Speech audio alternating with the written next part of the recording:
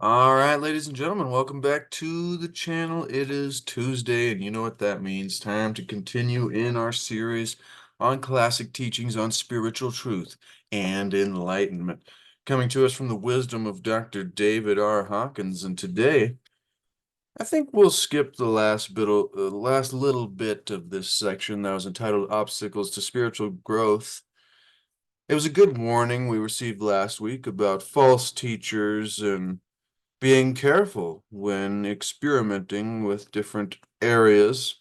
He referred to them as paramental or paranormal realms and dimensions. But he continues on in the next section entitled Spiritual Truth and says, now we're going to talk about spiritual truth. And there are many false teachers in the world, and I was quite amazed when I discovered how many there were. And he goes on explaining blah, blah, blah, Mr. So-and-so on the other side. And of course, you have to turn over all your money or all your property or whatever. But that's a very extreme case. So he seems to be speaking on that idea, talks about the gurus fell because their intentions did not instruct them of their instructors did not instruct them of the downside. So in my lessons or lectures, he says, we constantly go over what is the downside of each level of consciousness? What is the trap? People say, well, I'm beyond that. I mean, I guess we're not skipping this section entirely because I'm reading it now. But I got a funny comment this week and I appreciated it because it's very true. Someone said, you can't say we're going to dive in and then, not dive in and do, ramble about introductions or things like hope everybody's doing well and hope it's a beautiful day wherever you are, ladies and gentlemen. Regardless of the weather, it doesn't have to be beautiful weather for it to be a beautiful day. Because if you can change your perspective and change the way that you look at things, the things you look at change. So this, somewhat overcast but clear day, if that even makes sense, those are contradictory. However, you can look at it any way you want, and I choose to say it's a beautiful day, no matter the weather. Hopefully, the microplastics don't affect me too much, ladies and gentlemen. But that's the point here, is having fun. I mean, yes, we're going to learn from the Tao Te Ching or from Dr. Wayne Dyer or from Dr. David R. Hawkins about spirituality, philosophy, enlightenment, psychology. What I like to just lump into the sum of the understanding of the wisdom of the ages. However, back to that comment, they said you can't just tell us you're going to dive in and then do 3 to 5 minutes of blah, blah, blah. You're just wasting my time. And I appreciate that. And I understand and I apologize. Like I replied to the comment, my superpower is rambling, ladies and gentlemen. And that's really the purpose I did this channel, is so I could do exactly what I'm doing now and express myself however I feel fit. And if you appreciate it, then thank you. I appreciate you. If you do not and you're looking for an audiobook, you can probably hit the link in the description that takes you to the book on Amazon and just click the audiobook right next to it. And you can hear the whole thing without any interruptions from some idiot like myself. Some learner, some, rambler. I'm a rambling man, but you know what I mean, ladies and gentlemen. So I'm, as you can tell, not taking it too seriously this time. And I think that's important in our journey in discovering some of these super deep topics about consciousness, about what he goes into here. He goes, your eternal soul, whatever that means, the karmic pers perpetuation of our energy field throughout all of time. And you're going to put this in some flashy ad and go get your aura read by, so these are deep subjects. And for me, it's fun to make it fun.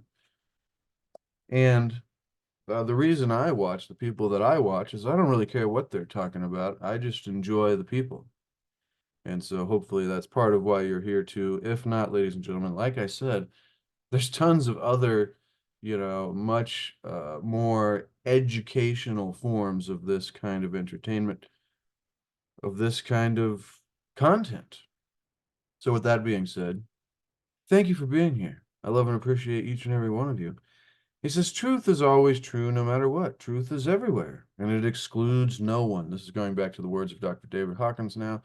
From the section entitled Obstacles to Spiritual Growth, I'm going to try to get through that real quick so we can get to the inner calling and inner genuineness. What is he talking about there?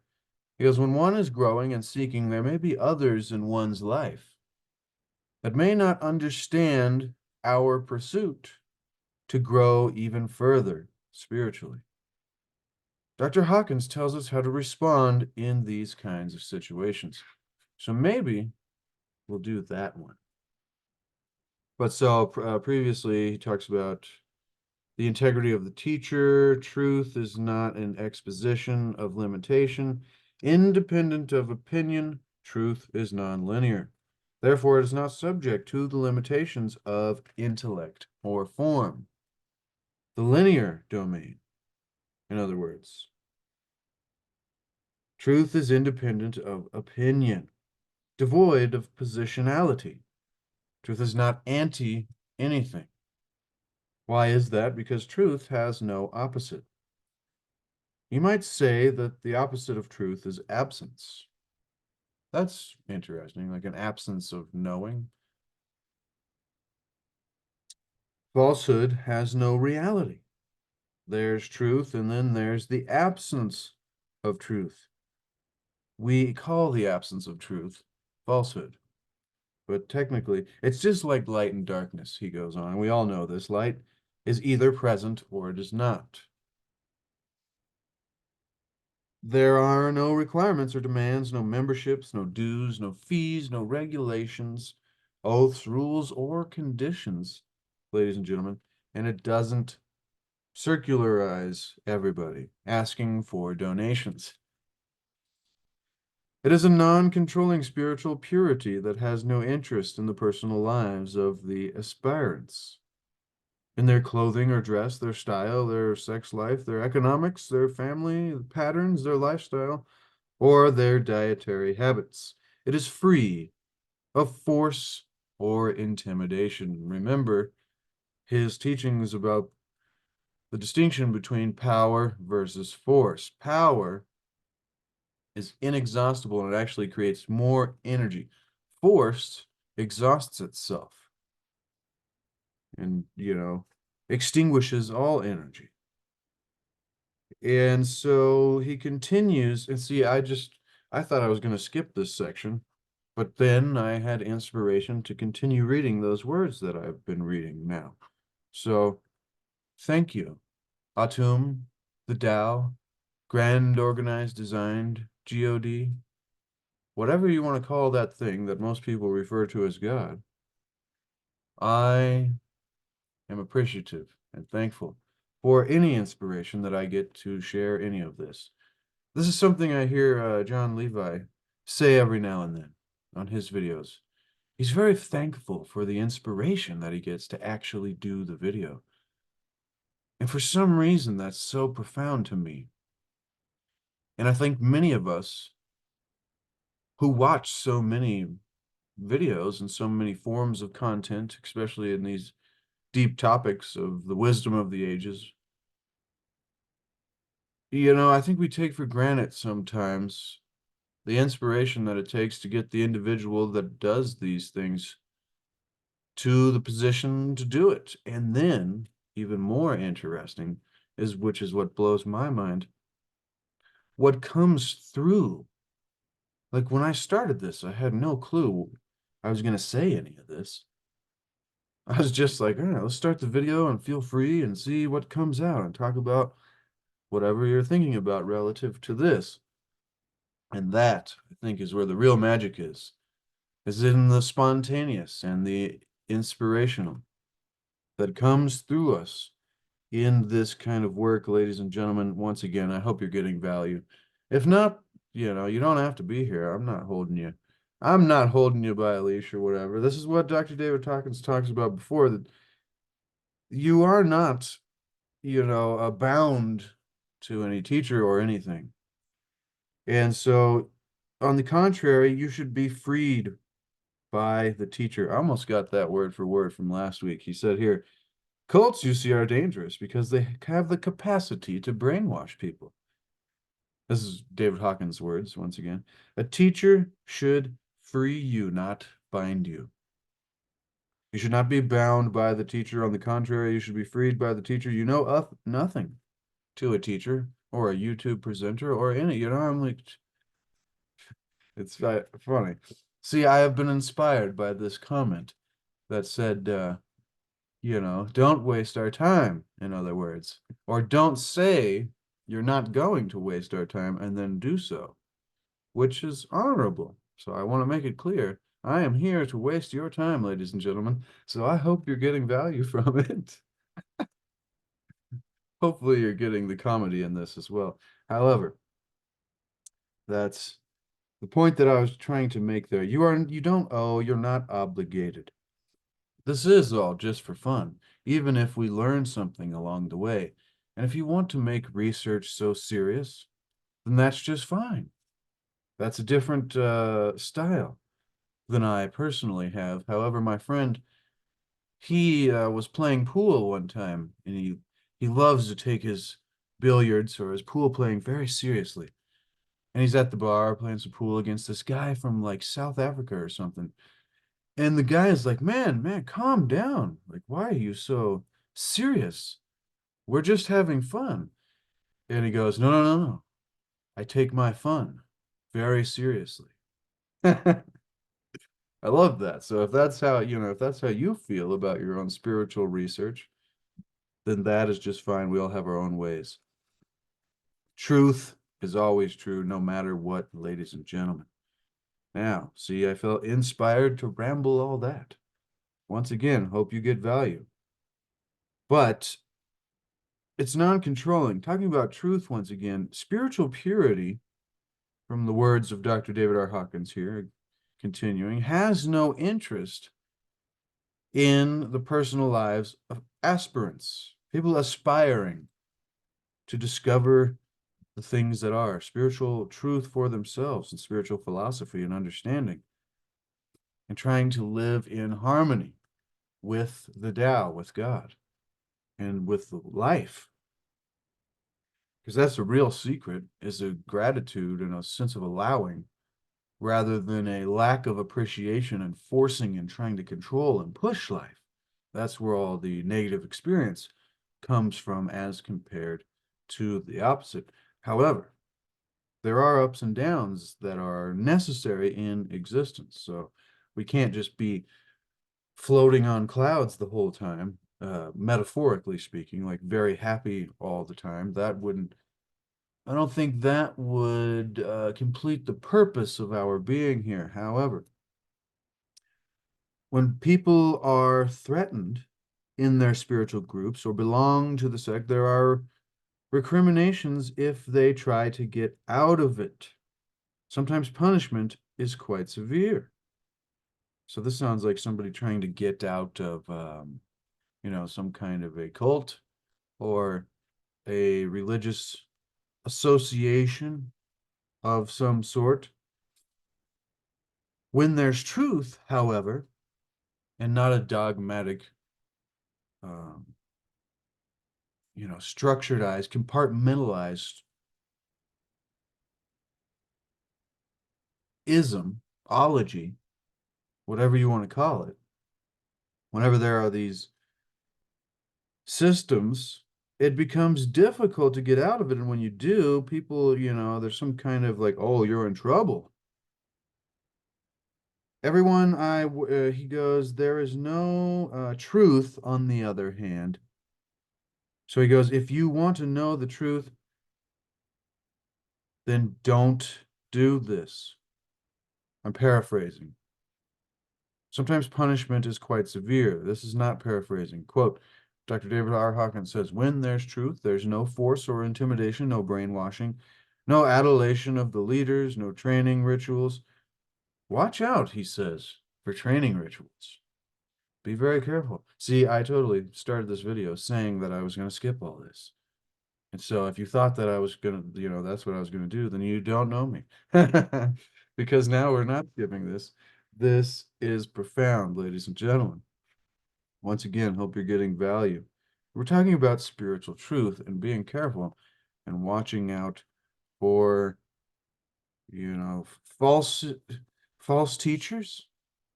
We're just talking about truth, spiritual truth, and how it is independent from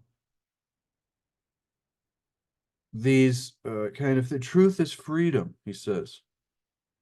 Being free, when there's truth, there's no force, brainwashing. Watch out for training rituals.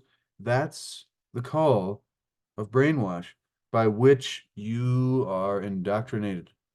Remember, ladies and gentlemen, to unindoctrinate yourself. Become your own guide, your own guru, and master your own ascension. Whatever ascension means. I mean, people have many different explanations for that as well. If you know the truth, he continues, what do you need to be trained? I mean, do not take any oaths. He warns us, do not pledge anything. And if I fail to break these oaths, may such and such happen to me. Never take these kind of vows. David Hawkins is warning us.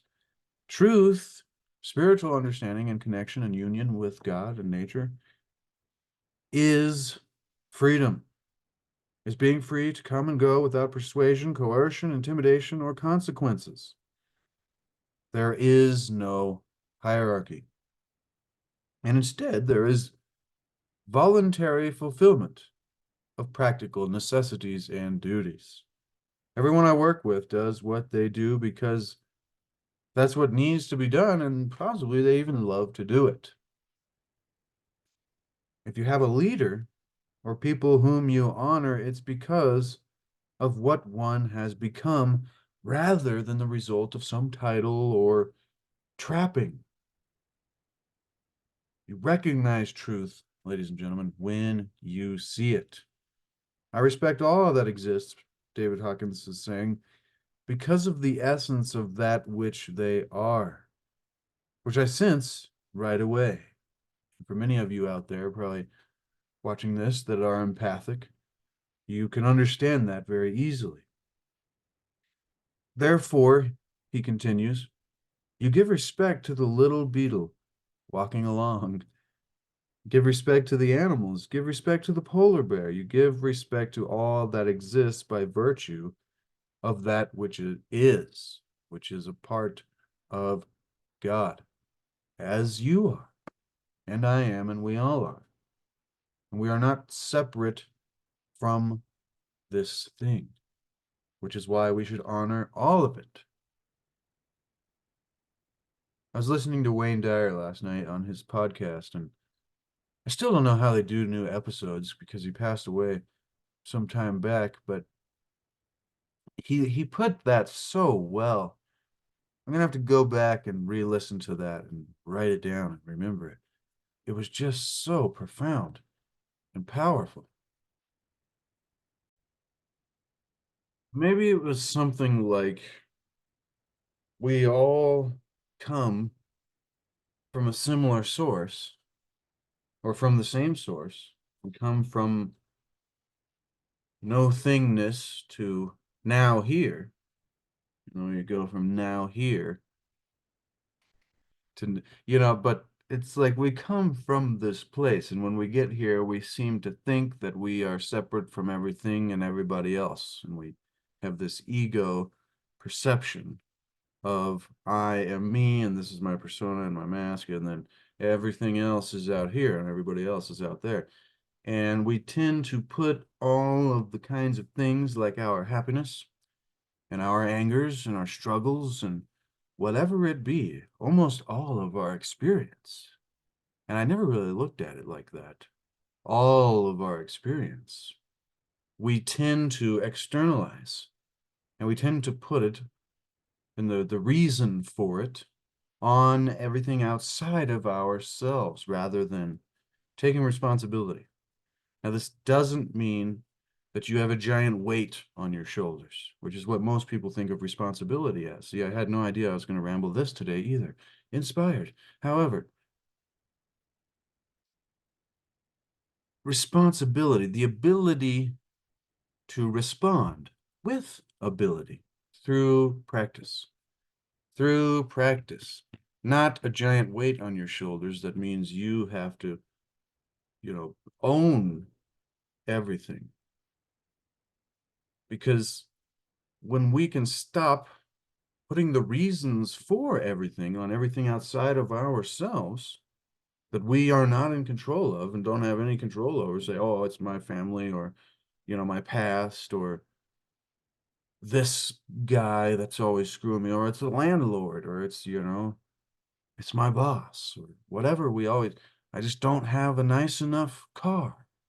There's always some kind of reason for however it is that we are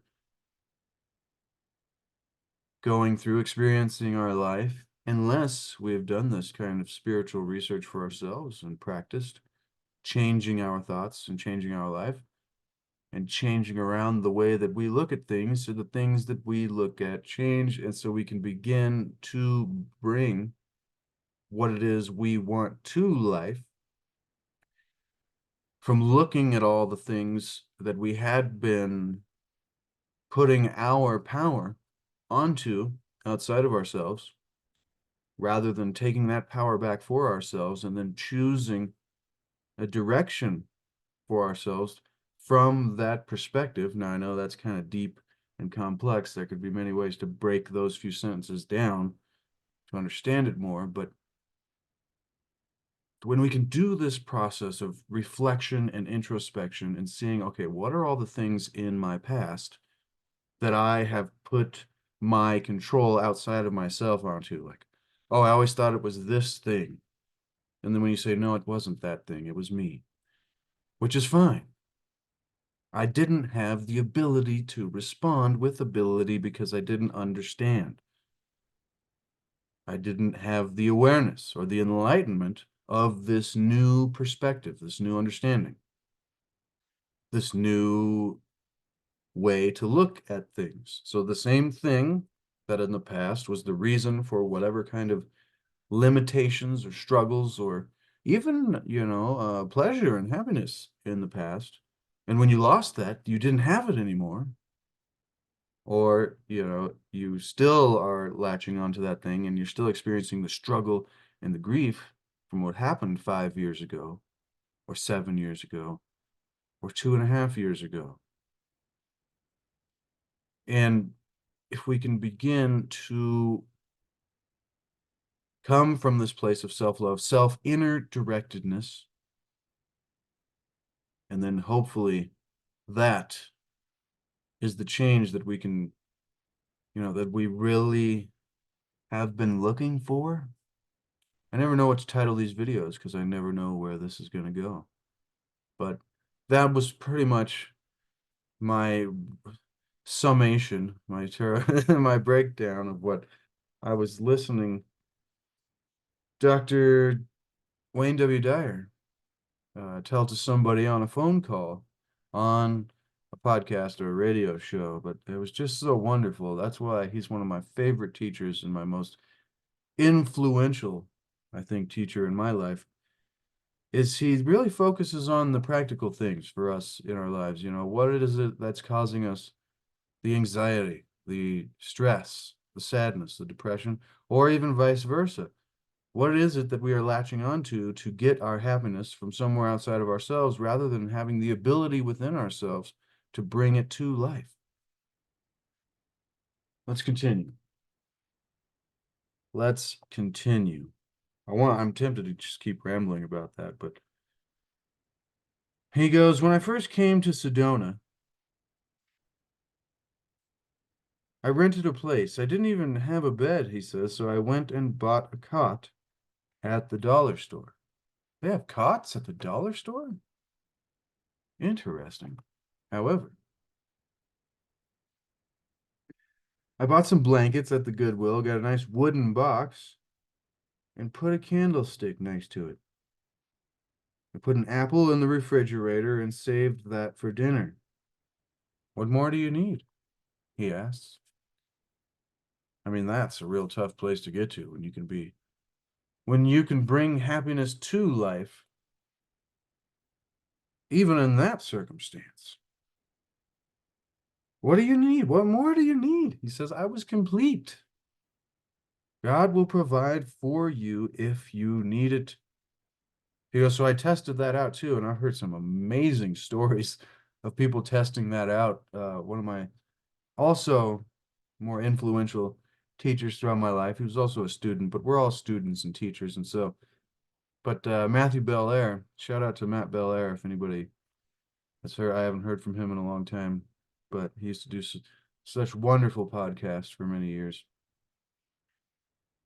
But yes, he tried this out. He was like, I just wanted to snowboard, and that was my desire in life.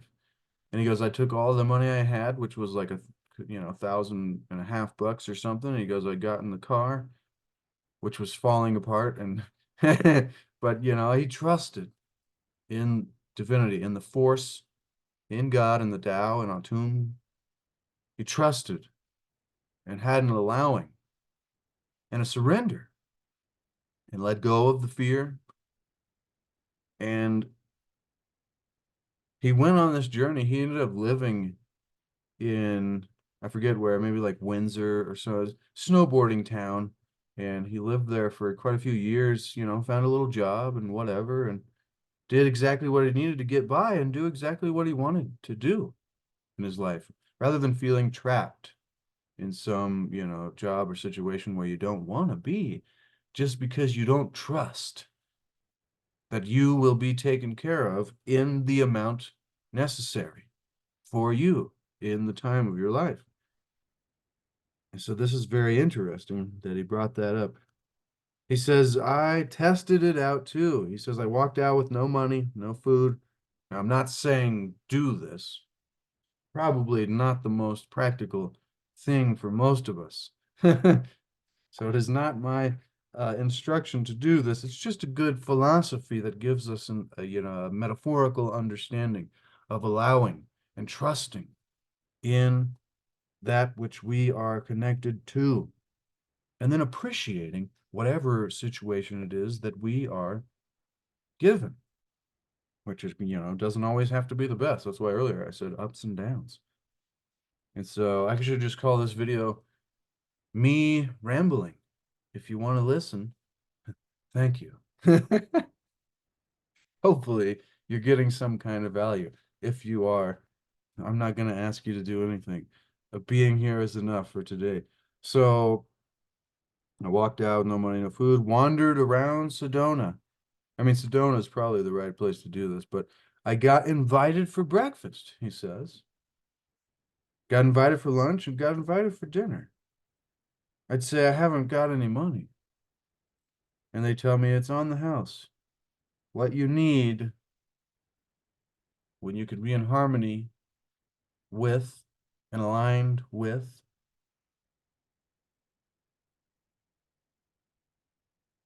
that which is our source, which we are either going towards through positive, you know,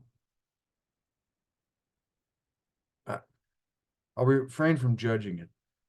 This is bringing me back to it is provided. What you need is provided. Therefore, if you need nothing, then you already have abundance. If you need nothing, if nothing is being provided to you, then apparently you already have something. Now, this could be very debatable because this is not in the realm of linearity to where it makes perfect sense. Where was that? The linear and the nonlinear, and the duality of the ego, truth and subjectivity. So this would be a subjective thing, like consciousness, God, and all of this kind of stuff moves you into the subjective versus the objective. Most people live their lives, he goes, when you define what is truth, it is impossible to define truth without defining the context. And that is the reason all the greatest philosophers that have ever lived never solved the problems of epistemology, because they never got that subtlety. You move from the objective to the subjective. So when you move from when you move to these realms of, things that are just subjective viewpoints, I lost my thoughts. I lost it, ladies and gentlemen. It was coming so good, too. It was coming so good. I haven't got any money. They tell me it's on the house. What you need is provided. These energy fields. These energy fields.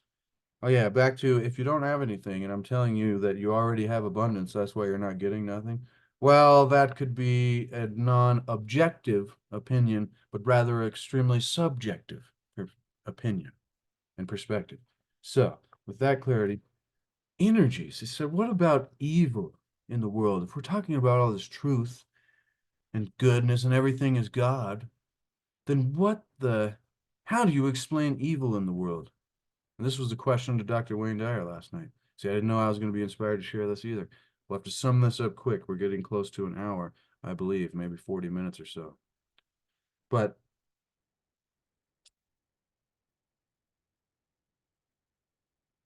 this energy says, I don't believe, Dr. Wayne Dyer said this. I'm paraphrasing once again, but he said, I don't believe in evil. He says, I believe in energy. And there are unbalanced energies that are moving away from source, that which we all originated from. So when we can see that we are all from the same source, we can have empathy. And, as the old guru from Nazareth once said, we forgive them for they know not what they do.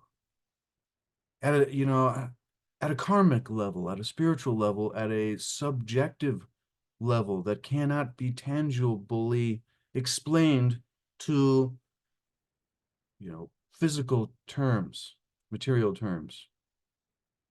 But they are affecting themselves and the whole of reality in an unfortunate way by having the unbalanced energy and the moving away from source, what we would call evil.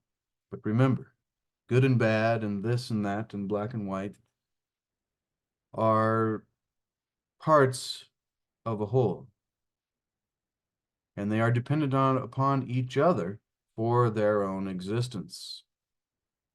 These opposites, these polarities that create the oneness. That is the amazing part of reality. When one is growing and seeking, there may be others in one's life that may not understand their pursuit to grow even further spiritually. David Hawkins tells us. I believe people should use discretion. That is a different subject. But God is void of induced unnatural states of consciousness, such as parapsychological states and the abnormal breathing patterns, position, postures, and other ways to try to force the Kundalini energy. When the Kundalini is ready to rise, it does so automatically because of its own truth. As you become loving, the energy rises. It's not going to rise because you cross your legs and sit in front of a picture of Buddha and burn incense and do all kinds of mystical incantation stuff. I mean, for some of us, that may help, but that's not the point. That's not the point. You get these spiritual,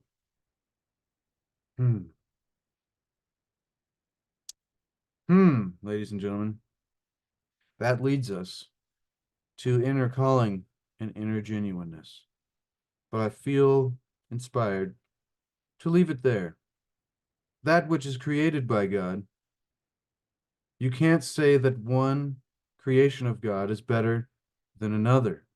The inner worth of you and me and every human being, ladies and gentlemen, is infinite.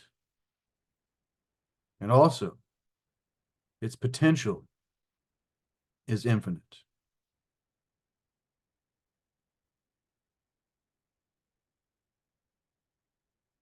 When you reflect back at the genuine value of the humanness in people that we all share, this connectedness, what you're really reflecting back is the sacredness of our very existence and being a part of this, of reality, of God, Atum, universe. You see, then, when you acknowledge this, you are reflecting back to them their inner worth, and you can begin experiencing it for yourself, ladies and gentlemen, and yours and my inner worth and their inner worth is infinite, and the inner worth of every human being is infinite, and its potential is infinite.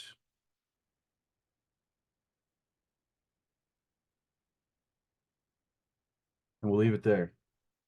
That was cool. That was a fun one, ladies and gentlemen. I did not see that coming. That was very random. Like I said in the beginning of the video, I was gonna be like, yeah, let's just skip this section or these couple sections: spiritual truth, integrity of the teacher. I think we spent a lot more time on spiritual truth and inner calling and genuineness. Now, we just kind of read a few lines here and there from it and extrapolated, and then I rambled like I always do. So once again, I love and appreciate each and every one of you. Hope you get value. If you do, you don't have to do anything, but subscribing will help these videos show up for you in the future. And also be sure to hit the bell, and that'll give you all notifications if that's what you want to do. As well as smash the like. Share this with somebody who is like-minded to help support the work that we do here. Next week, we will be going into Chapter 5, entitled Surrender. And that goes perfectly with what we were talking about already today. In that chapter, we'll be moving beyond specific spiritual obstacles, which is what we've been going through last few weeks on this series, reading from the wisdom of Dr. David R. Hawkins and classic teachings on spiritual truth and enlightenment.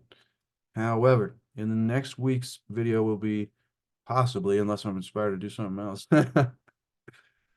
we move beyond specific spiritual obstacles to perhaps the greatest challenge that faces any spiritual seeker: the willingness to surrender, including the payoffs of the ego. Now, this sounds like it would be easy after all. To surrender means to let go and allow. We'll leave it there, ladies and gentlemen. We will leave it there. Remember to seek to achieve and maintain happiness through enlightenment, through greater awareness and greater understanding of the nature of reality and the things that are. Not only that, but remember to seek to discover the mysteries of our history and the lost wisdom of the ages. And also remember, ladies and gentlemen, that there is no way to happiness. Happiness is the way. It is what we bring to life when we can create that ability to respond, that when through this effort and practice and work and diligence, it takes time, but it's not as hard as we think it is. When we can bring happiness to life, enlightenment to life, whatever it is, when we can bring it to life from our inner directedness, our inner place, then all the things that we've been telling ourselves, oh, when I get there and have this much money, or oh, when I can only feel good when I have that, all of that becomes irrelevant, ladies and gentlemen, because then we are there, and then hopefully the entire journey is wonderful. All right. Once again, I love and appreciate each and every one of you that spends time here with me and Dr. David R. Hawkins in this series, but Dr. Wayne W. Dyer in previous series, as well as all the wonderful authors, poets, and mystics and sages of the ages, ladies and gentlemen. And until next time, be sure to expand the description below the video. You can check out a link to my Etsy shop for my landscape paintings, as well as a link to C60 Purple Power, the most powerful antioxidant known to man. Give yourself the gift of health. And as well, get the book for yourself so you can put it on your shelf, ladies and gentlemen, even if you don't agree with my random story over there. But people sometimes get too serious about things. But if you want to keep your book in perfect condition, then research the correct ways to store it. However, get it for yourself, put it on your shelf. Follow along in the future in this series as well for personal reference. All right, ladies and gentlemen, until next time, be the change that you want to see, be the example that you want to set. No, no, no, no, no, no.